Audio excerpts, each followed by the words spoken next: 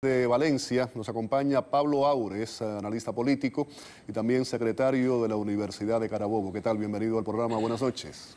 Buenas noches, ¿cómo están ustedes? Encantado de saludarlo. Comienzo con usted, Julio. Primero, vamos con estos tres nombres, estos tres generales. El general de brigada Oswaldo Hernández Sánchez. General de división. General de división. ¿Qué puede decirme de él? General de división, piloto de carga, un oficial con una brillante trayectoria, y junto con el general Machillanda y el general Millán, forman parte de ese grupo de generales, de oficiales, que no estando bajo el ala protectora de Chávez ni del gobierno, llegaron a sus grados por mérito. O sea, dentro de las promociones, una de las deformaciones que hizo Chávez fue tratar de meter a su gente por lealtad, toda la gente que lo acompañó a él en el golpe del 92, el golpe de Estado contra Carlos Andrés. Y, por supuesto, aún en contra de su voluntad, él tenía que incluir en esos ascensos a oficiales que son los oficiales que hacen la tarea, el trabajo de todos los días en el cuartel, los pilotos. En este caso son tres oficiales pilotos de la Fuerza Aérea, porque hay que distanciar o diferenciar entre los oficiales administrativos de la Fuerza Aérea y los oficiales pilotos. Normalmente los pilotos son los oficiales con mayor ascendencia moral, con autorita, y son los verdaderos líderes de su fuerza. Entonces, estos tres oficiales están ubicados dentro de ese grupo de oficiales que han ascendido por mérito propio y que son muy pocos de paso, pero que son el objetivo de lo que yo llamo el capítulo 2 de el plan macabro para descabezar primero a la oposición y después a las Fuerzas Armadas. Conversábamos de eso el otro día. Primero mencionábamos a Oswaldo Hernández Sánchez, también está Carlos Alberto Millán y el tercero, el general José Daniel Machillanda Díaz. Son los tres nombres, de nuevo los tenemos ahí en pantalla. Pablo Aure, voy con usted ahora a Valencia. Ya los conocimos, vimos los nombres, un perfil de cada uno de ellos. Dice Maduro que querían dar un golpe de Estado. ¿Qué creíble es esta versión? Dice que tenía vínculos con la oposición. Es una forma de quitárselos de encima, además en un marco perfecto, en una reunión de UNASUR. Sí, bueno, desde luego esto denota que la Fuerza Armada no está tan unificada o tan unida como constantemente habla Nicolás Maduro. Hace poco había dicho que la Fuerza Armada venezolana está compacta y hoy anuncia la captura o la detención, el arresto de tres generales. Desde luego, la Fuerza Armada no puede estar muy contenta con lo que está ocurriendo. Yo pienso que no todos los militares están involucrados en actos de corrupción ni tampoco están cometiendo desafueros.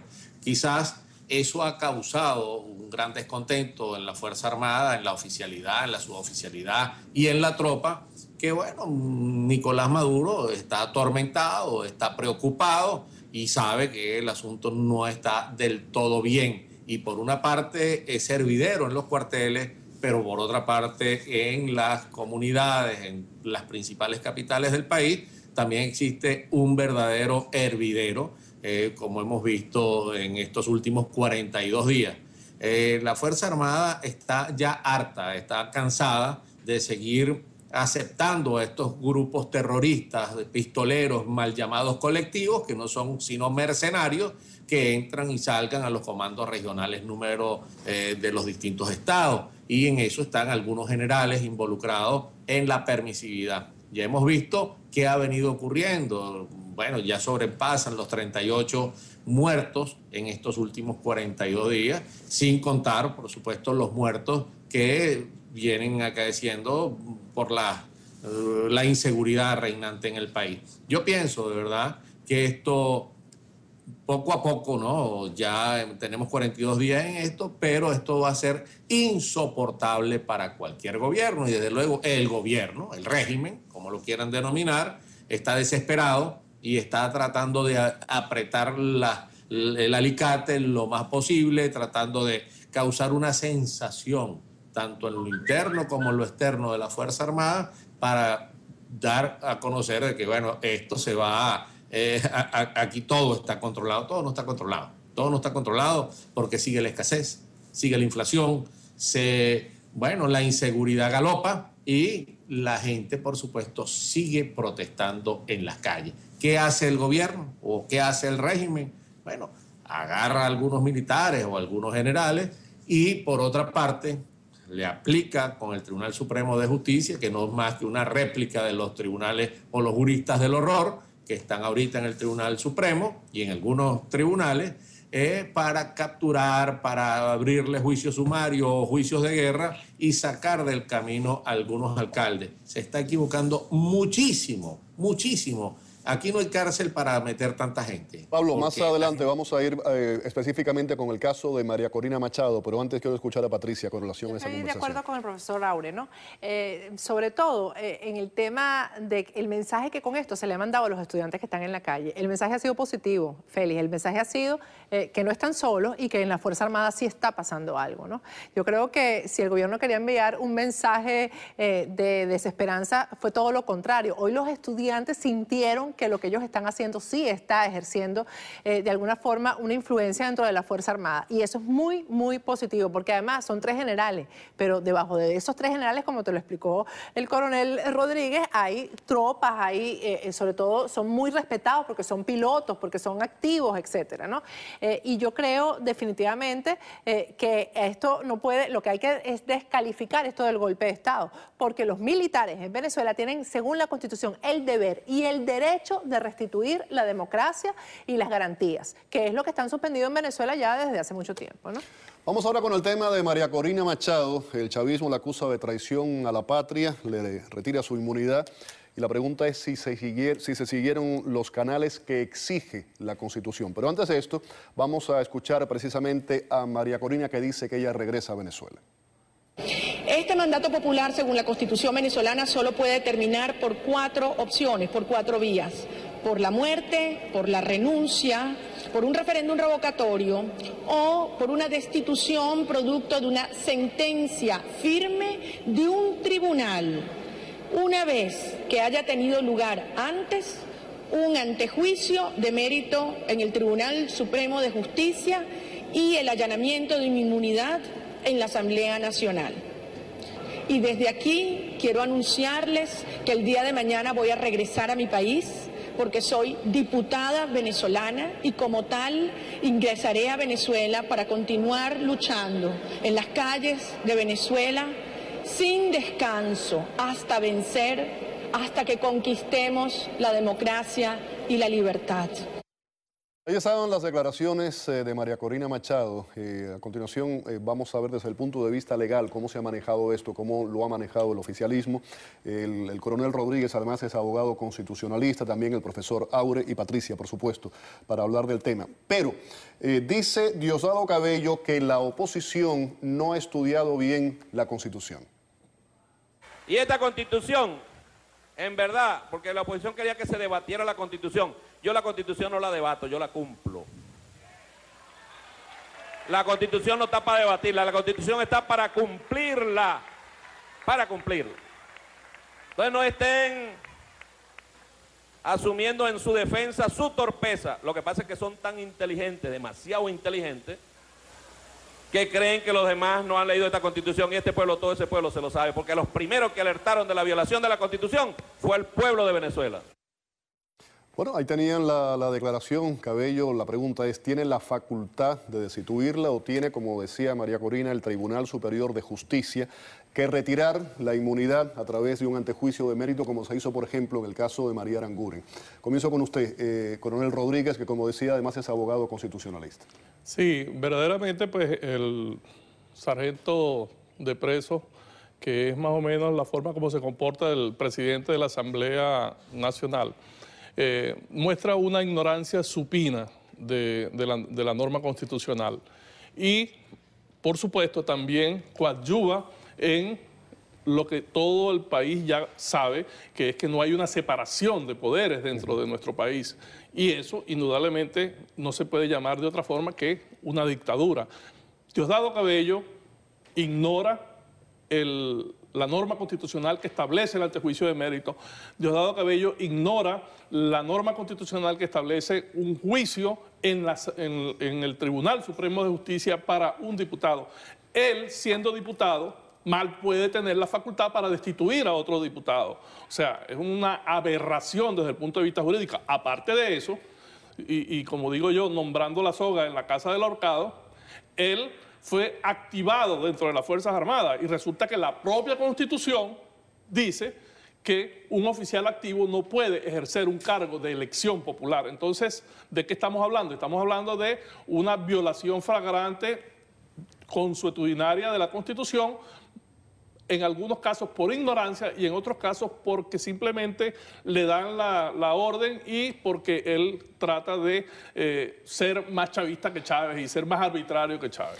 Profesor Aure, ¿qué exige la Constitución? ¿Cómo debía haberse hecho legalmente, constitucionalmente este proceso?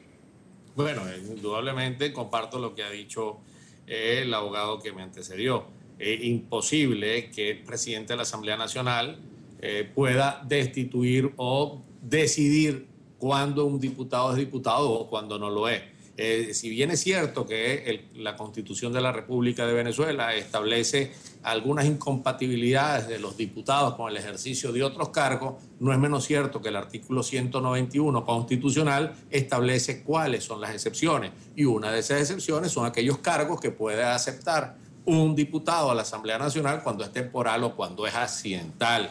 Ese nombramiento, que es una formalidad que tiene ahora nuestra diputada María Corina Machado, por supuesto, en ningún caso es dedicación exclusiva ni le impide ejercer sus funciones de representante del pueblo. Como lo dijo el doctor Rodríguez, para que un diputado, y lo dijo también nuestra diputada Machado, para que un diputado deje de ser diputado, puede ser un referéndum revocatorio, puede ser la renuncia, puede ser inclusive una condena penal y la inhabilite, pero siempre, eso es que quede muy claro, siempre los diputados gozan de un privilegio o de una prerrogativa, como la goza el presidente de la República, los gobernadores de Estado, que es el antejuicio de mérito para que se le pueda allanar la inmunidad parlamentaria. Es decir, inclusive, aquí también esta Asamblea Nacional que dice que aplica la Constitución y no la interpreta, la está interpretando la Constitución en otros casos. Cuando le allanan la inmunidad parlamentaria a un diputado e inmediatamente impide que ese diputado siga representando al pueblo. Mire, el solo hecho que le allanen la inmunidad a un parlamentario no impide que ese parlamentario siga siendo parlamentario de su pueblo. Lo que sí es que no está exento a una persecución penal. La inmunidad, bueno, es solamente como una prerrogativa que gozan, pero antiquísima, los miembros del Parlamento para evitar posibles persecuciones por sus juicios emitidos dentro o fuera del Parlamento. Es decir, lo que está ocurriendo con María Corina Machado o con cualquier otro diputado que se atreva o que se le atrevan a allanar la inmunidad y lo desalojen de la Asamblea no es más que, como lo calificó Rodríguez, una aberración monumental. Y eso, lamentablemente, dice Diosdado Cabello, que es lo que hace es aplicar la Constitución. Bueno, si él aplicara la Constitución, él ni fuese presidente de la Asamblea Nacional, ni mucho menos pudiera ser diputado de la Asamblea, porque hay una imposibilidad de ser miembro del Parlamento, y eso sí está establecido en la Constitución, de que un militar activo pueda desempeñar el cargo de diputado. Y él recientemente fue ascendido al grado de capitán, es decir, y solo los militares activos pueden ser ascendidos. Es decir, Diosdado Cabello se despacha y se da el vuelto. Es militar activo, es diputado y además es presidente de la Asamblea Nacional. Y como si esto fuera poco, un presidente sui generis, porque un presidente que tiene la potestad de decir quién sigue siendo diputado y quién no es diputado. ¿Hasta cuándo nos vamos a calar eso? Y eso lo está viendo todo el mundo. Y eso lo ve Venezuela, lo ven los cuarteles, y los cuarteles también están cansados.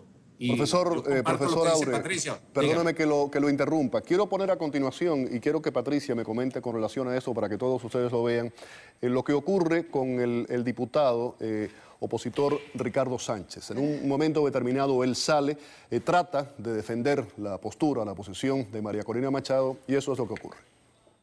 Hoy queremos decir al pueblo venezolano que el gobierno nacional vuelve a equivocarse, sobre todo cuando nosotros creímos legítimamente, de buena fe, en el diálogo, en la oportunidad de que los venezolanos nos escucháramos, en la oportunidad de que los venezolanos tomáramos en cuenta, en la oportunidad de que nos reconocieran mutuamente.